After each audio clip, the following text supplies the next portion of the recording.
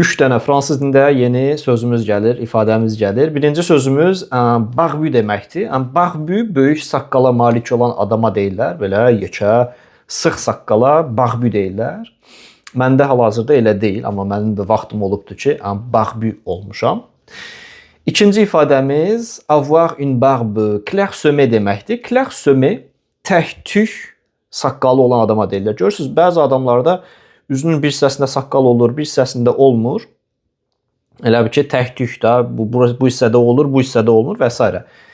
Natamam olur. Bax, ona deyirlər avoir une barbe clairsemée. Clairsemée sözü çox qəşəng sözdür. Bunu siz başqa yerlərdə də istifadə edə bilərsiniz. Məsələn, gelirsiniz bir meşəyə, görürsünüz ki, bir tala vardı, orada tək-tük ağaclar vardı. Yəni sıx deyil də. Bax, ona deyirsiniz il y avait des arbres clairsemés.